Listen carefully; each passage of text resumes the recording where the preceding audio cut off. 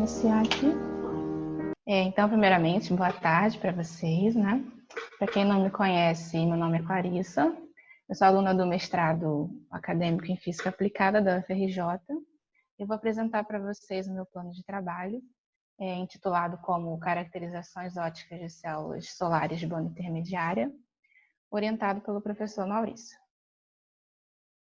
Bom, só passar aqui.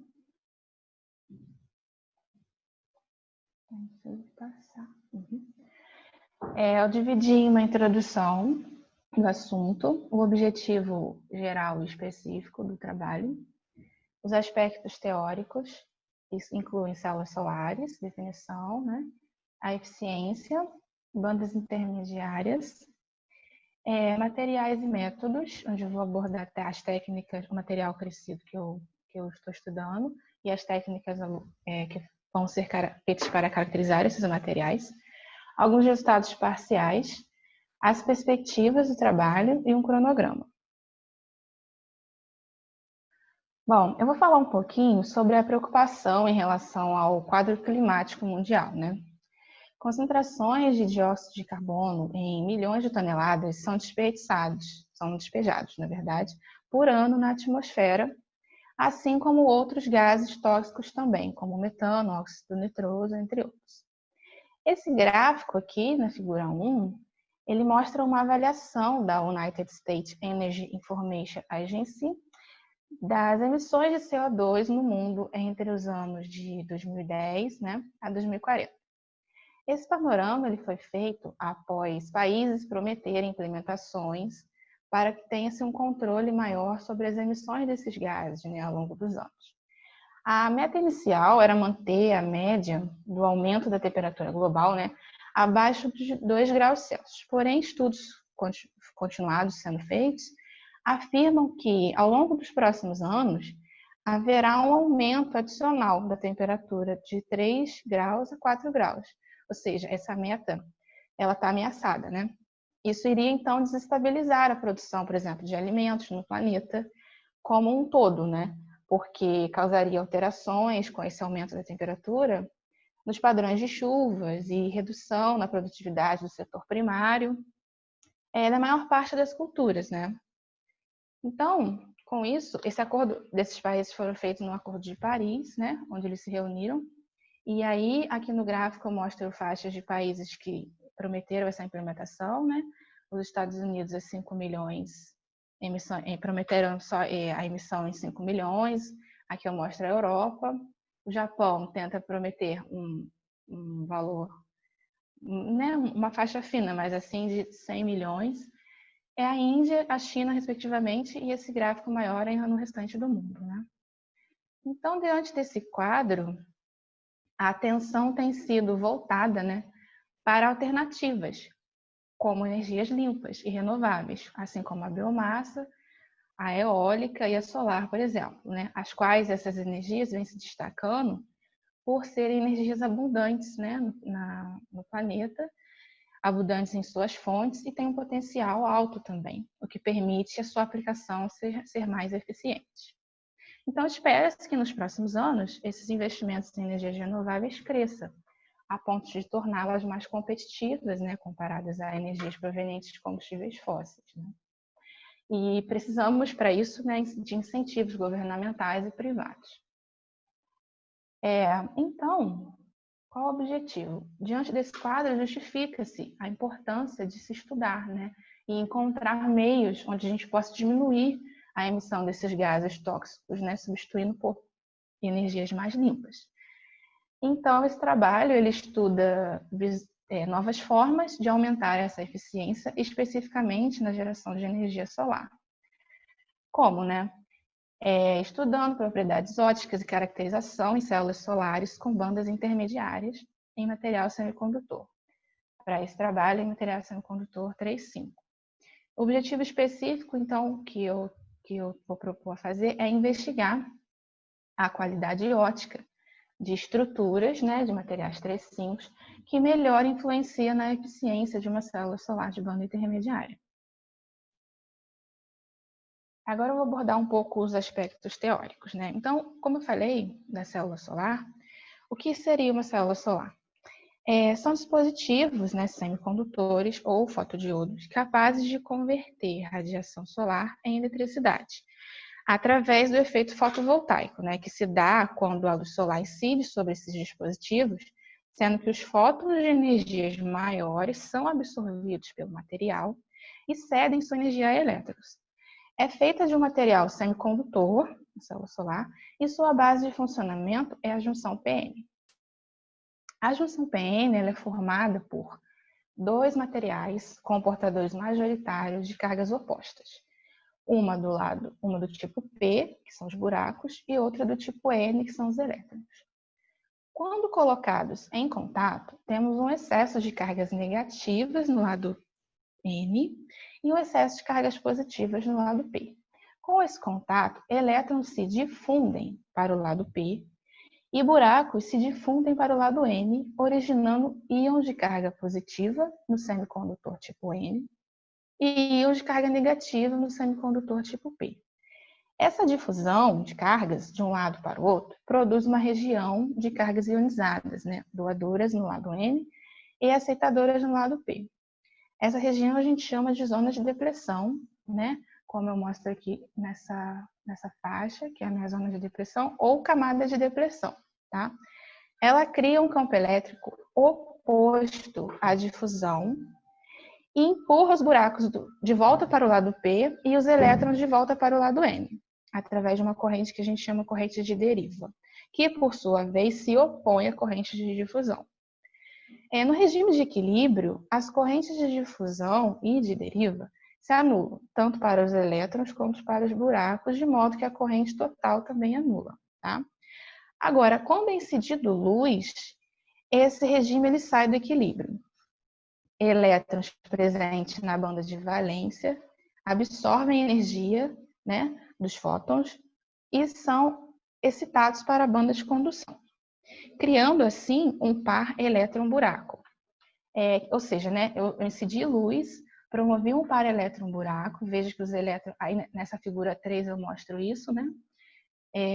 O elétron vai para o lado N e o buraco vai para o lado P. Porque aqui está sendo carreado, né, esse processo, os elétrons e os buracos, por um campo elétrico intrínseco que é criado dentro da região de depressão. Uma vez que esses buracos e esses elétrons chegam nessa parte de fora, né, sai da zona de depressão, chega aqui no topo N e o P, eles estão, na verdade, na sua zona de conforto, ou seja, eles são portadores majoritários. Se eles são majoritários, então eles estão confortáveis ali e eles caminham até os seus terminais, que está representado por essa faixinha rosa, né? Terminal N e terminal P, onde se eu colocar uma resistência aqui, eu consigo fazer com que esses portadores fechem o circuito. Então, a célula solar nada mais é que a junção PN fora do equilíbrio, ou seja, com incidência de luz, tá? Então, como eu falei anteriormente, a célula solar é um fotodiodo. Aqui eu mostro uma curva de um diodo como sem incidência de luz, que está representado pela curva vermelha, né? Onde a corrente tende a passar em uma única direção, e a linha azul representa o comportamento do diodo sobre a incidência de luz. Então, quanto mais eu incido luz, mais corrente eu gero no meu sistema. Porém, nem toda a luz que incide é absorvida de forma eficaz, né? Eu tenho aqui um gráfico, né, esse gráfico da figura 5, que mostra o espectro solar, que mostra exatamente isso. Parte da energia absorvida, se for menor que o gap do material, ela é transmitida. Está representado por essa cor vermelha, né? E lá no gráfico, ali logo nas setinhas coloridas, é representado pela seta vermelha. Então, parte dela é transmitida, ou seja, ela passa direta, transparente. Parte dela, dessa luz, se for maior, dessa energia, né? Se for maior ou igual ao gap do material, eu tenho esse comportamento roxo aqui na figura. O que significa que elétrons vão saltar da banda de valência para a banda de condução, mais 20% dessa energia é perdida por termalização, ou seja, vai acontecer um processo de choque mecânico com a rede cristalina, gerando calor, produzindo um mal, prejudicando, né, o funcionamento da célula. 12% é perdido por extração, ou seja, elétrons e buracos vão se recombinar. Elétrons irão eventualmente se estabilizar, voltar para a banda de valência, combinando-se com os buracos lá existentes. Diante desse quadro, somente 34% é aproveitada da minha energia. Então, diante desse baixo aproveitamento, né, novas estruturas, né, foram propostas para que se aproveitasse melhor o espectro solar. A ideia, então, é fazer células de múltipla junção, que consiste em empilhar células de junções simples, né? Aqui eu mostro nessa figura, na terceira coluninha aí do GAINP em diante, que, como eu mostro materiais diferentes, né, com diferentes valores de energia e diferentes parâmetros de rede, quando a luz solar incide no material, se a energia for menor, ela vai passar, porém pode ser absorvida no material abaixo dela. Se ainda for menor, ela vai passar por ele e ainda pode ser absorvida pelo material seguinte. Ou seja, a ideia é você aproveitar melhor essa energia que está sendo incidida, né? Então, menos quantidade de energia será perdida quando você faz um material de múltipla junção comparado a um material de junção simples. Mas para fazer, né, esse material de múltipla junção, não é um processo trivial. Aqui existem alguns desafios para crescer esse material, né, que precisam ser levados em conta. Então, não é simples fazer, mas a gente observa que é melhor aproveitado, né, a energia quando você tem um material de múltipla junção. Bom, como eu falei, quanto mais eficiente, melhor a célula é. Então, quanto à eficiência, quanto mais luz eu incido, mais corrente eu gero, né? Como eu mostrei na figura do diodo, que eu botei aí no cantinho. Mas a eficiência nada mais é que uma fração da potência de luz, que é da luz solar que é incidida, na célula, e que essa fração ela é convertida em eletricidade para o circuito, né? Essa potência depende, na verdade, da voltagem do circuito aberto, né, que é o VOC, que a gente vê aqui, VOC, da corrente do circuito e de um parâmetro fill factor. Esse parâmetro, ele determina a potência máxima de operação em relação ao valor teórico máximo, VOC vezes ISC, de uma célula fotovoltaica. Ela é definida pela razão voltagem MP vezes IMP, que significa o ponto de potência máxima identificado, né, sobre o valor teórico máximo. Então, a voltagem máxima, a voltagem teórica máxima e a corrente máxima também.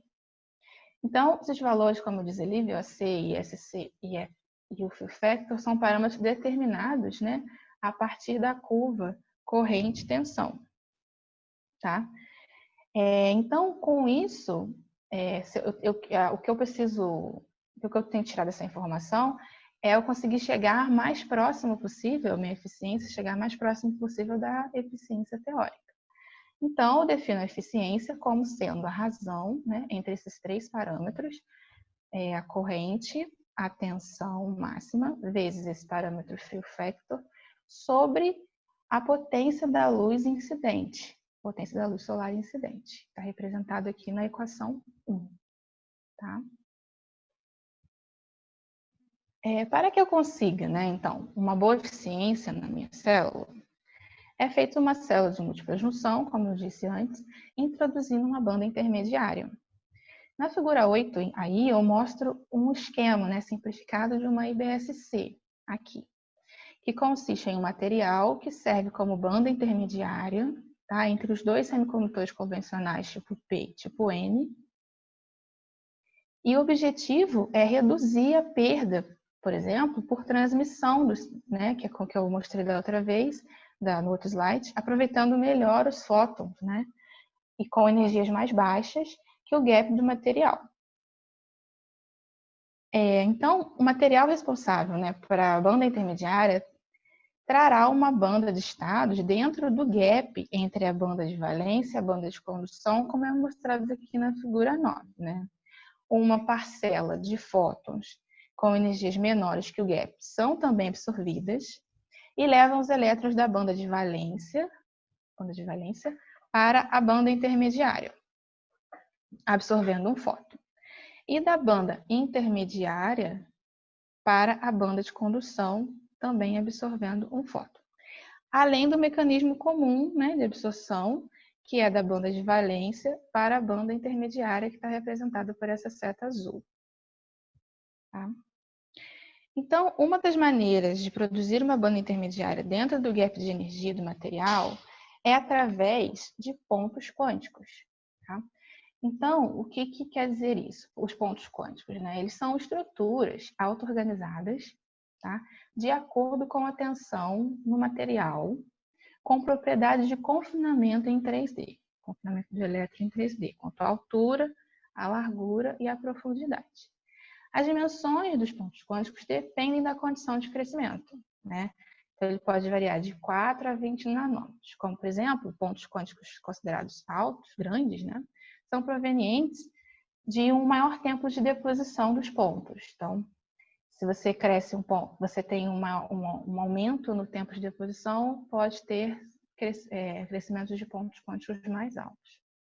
Então, como é formado esse ponto quântico? A gente tem dois materiais de parâmetros de redes diferentes, tá? Quando depositamos um material de parâmetro de rede maior em cima de um material de parâmetro de rede menor, esse material com parâmetro de rede maior fica tensionado, aumentando a energia do meu sistema. A tensão aqui é tão grande que isso se rompe.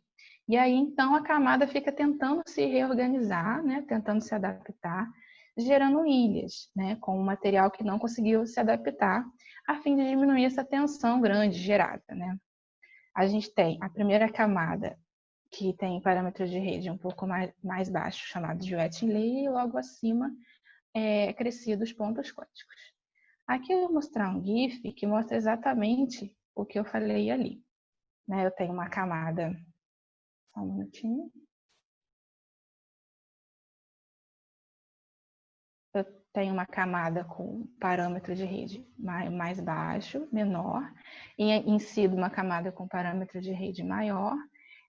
Ele fica tensionado ali, né? Aumentando a energia do sistema. O que não conseguiu se organizar, ele gera ilhas, que vai ser essa pontinha aí aguda, tentando se adaptar a fim de diminuir essa tensão que foi gerada no sistema.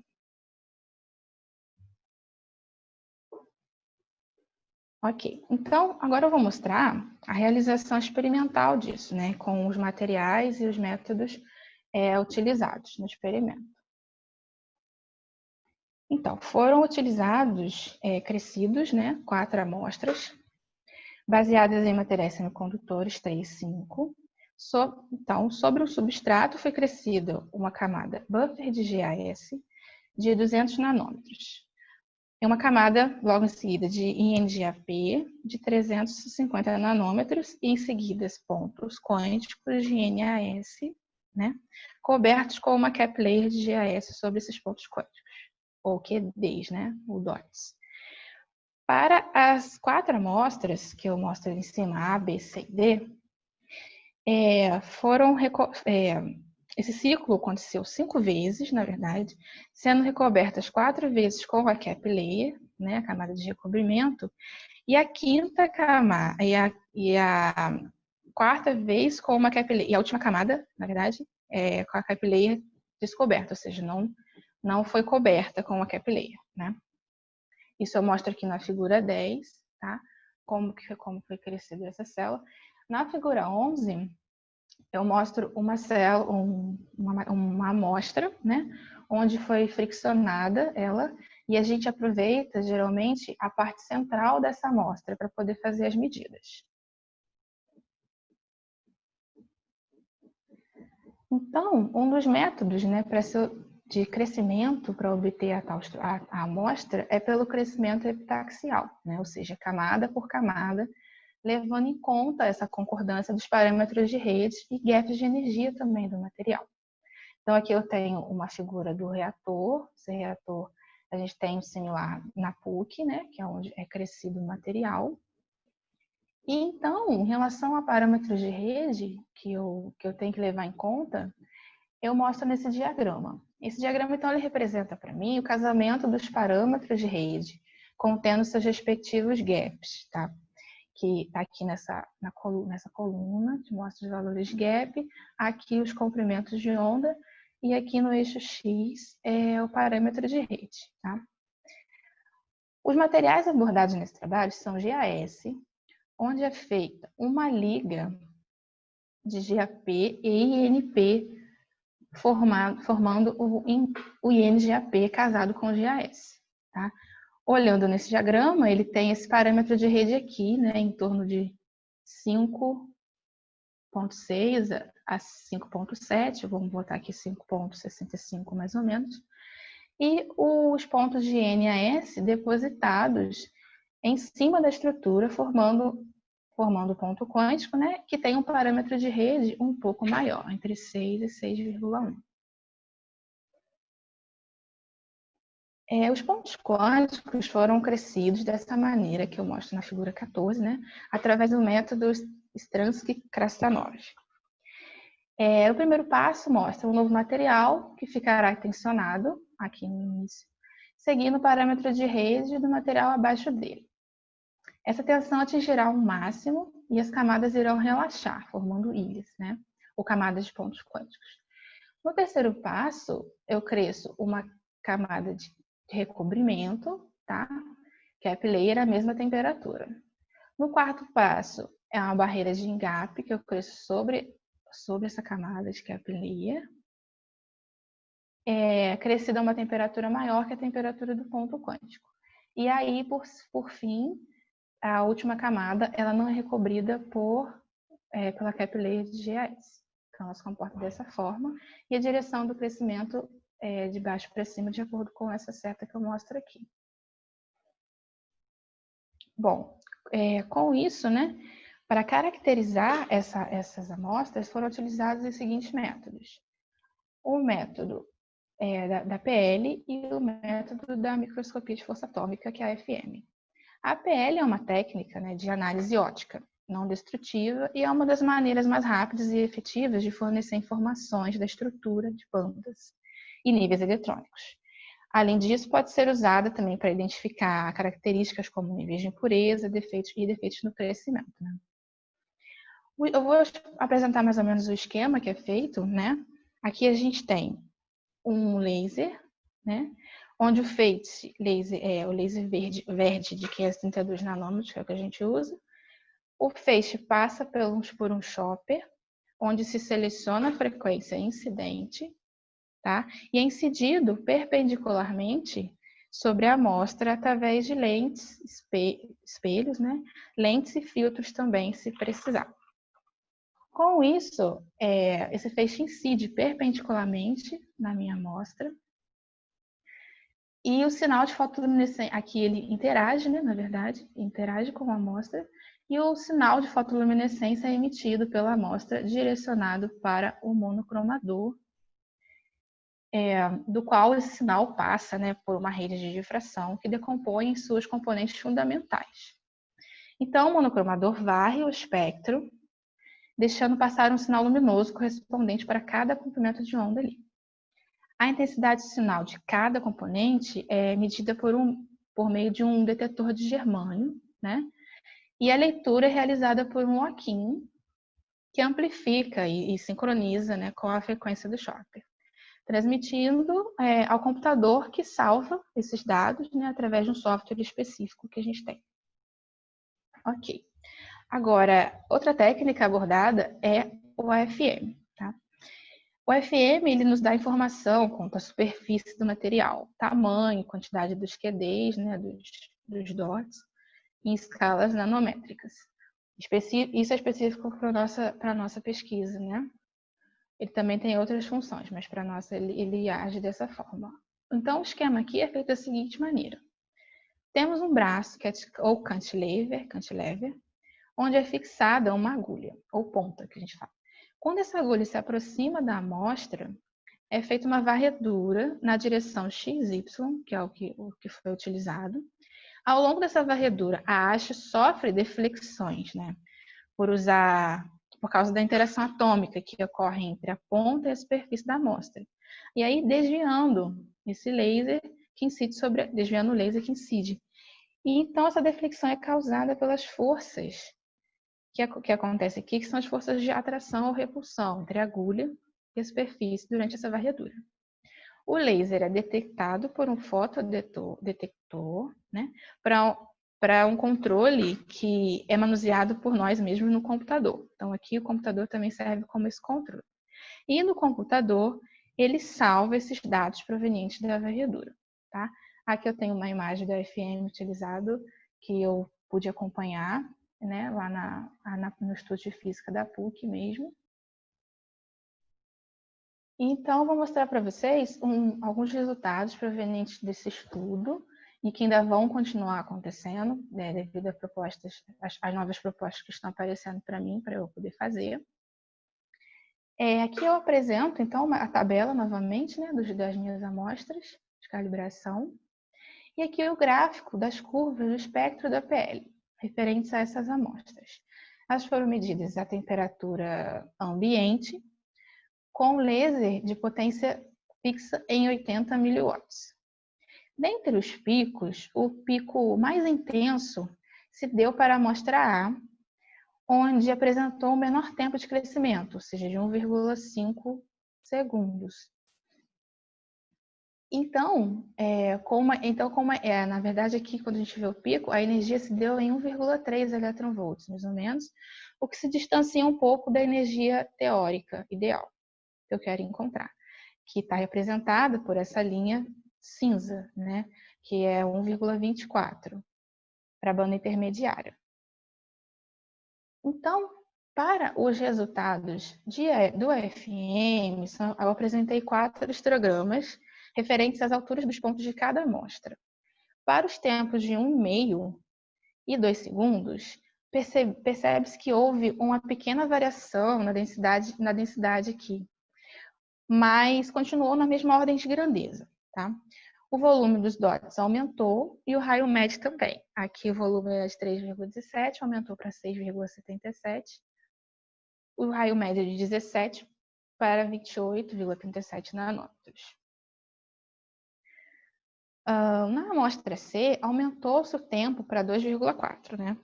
E observamos dots mais altos, entre 8 nanômetros e 10 nanômetros, mas com um raio médio menor comparado à amostra anterior, a amostra B. 28,37 caiu para 24,89. Isso pode ter sido causado, né, eu tenho que até mesmo estudar melhor, por uma alteração na razão altura-diâmetro dos dots. Já para a amostra D, que é a amostra seguinte, com o tempo de 3 segundos, né, nota que a queda da densidade, ou seja, houve uma queda, né, na densidade, o que significa que com o tempo, com 3 segundos, os pontos começam a coalescer, né? Ou seja, eles se unem formando ilhas grandes. Então, a partir daqui, eles coalescem, certo? Com isso ainda, cabe, né, a estudar, estudar mais sobre isso, me aprofundar melhor nas caracterizações, a fim de encontrar uma luminescência mais próxima, desejada, né? E o próximo passo é avaliar essas amostras variando a temperatura e a potência do laser. Eu creio que com isso eu vou encontrar melhores resultados, mais informações sobre essas amostras e um resultado claro e comparativo do estudo feito com uma temperatura ambiente e com o estudo feito variando a temperatura. Então, com isso, com uma boa perspectiva, né, pretende-se formar uma estrutura boa, com uma boa qualidade ótica, que vai influenciar na eficiência da célula solar de banda intermediária. Então, ainda, a partir daqui, eu pretendo voltar ao laboratório e começar a fazer essa variação, né, de temperatura e potência, para poder atingir essa perspectiva. Tá? Aqui é o meu cronograma, onde a revisão bibliográfica é feita desde o começo que eu fui apresentada ao projeto desde agosto, né? Estudos de bandas intermediárias também, na teoria, eu comecei a estudar desde agosto do ano passado. A técnica da PL, eu tive meu primeiro contato com a FM, foi em outubro do ano passado, e também, por enquanto, estou estudando a parte teórica, né? A obtenção das amostras, na verdade, eu ia receber essas amostras para eu continuar fazendo essa variação de temperatura a partir de fevereiro, mas teve um atraso e logo em março a gente entrou em pandemia. Então, teoricamente, eu vou caracterizar essa amostra, fazendo a medida de PL e a FM, analisar os dados mais para o meio do ano, mas ainda assim pode ser que se prorrogue. A escrita da dissertação é a mesma coisa, e a defesa com uma boa perspectiva também no final do ano ou mais tardar março de 2021. Aqui eu tenho as minhas referências bibliográficas e muito obrigada.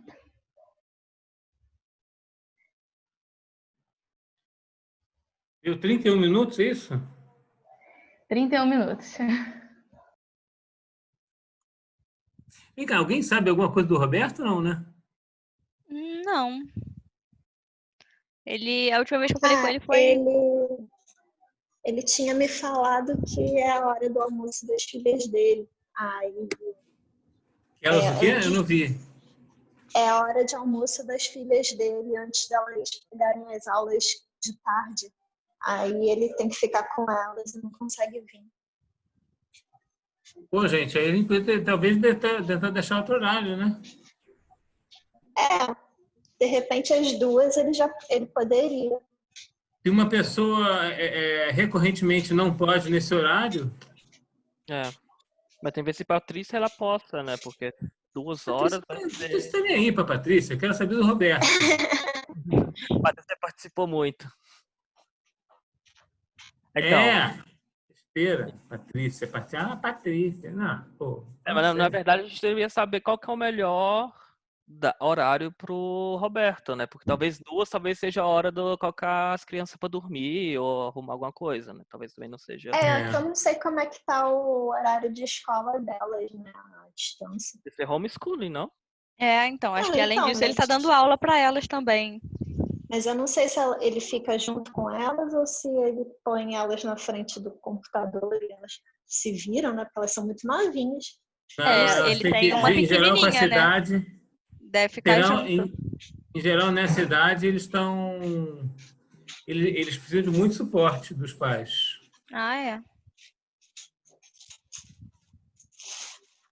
E teria que perguntar para ele se tem algum horário que ele pode. Eu não sei se...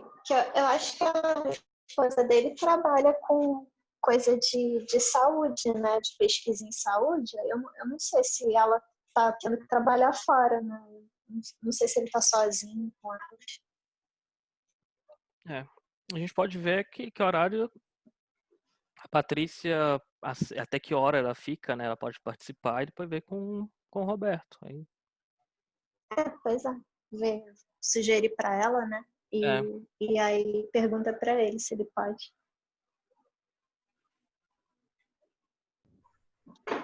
Gente, Clarissa, eu vou precisar ir lá, que eu não almocei, ainda estou morrendo de fome. Foi muito bom, viu? Gente, um abraço. Obrigada pela colaboração, Daniel. Valeu. Depois eu queria ver com você esses vídeos. Me cobra isso tudo que eu te prometi. Me cobra depois, por favor. Tá ok, gente. Obrigada mesmo. Tchau. Isso.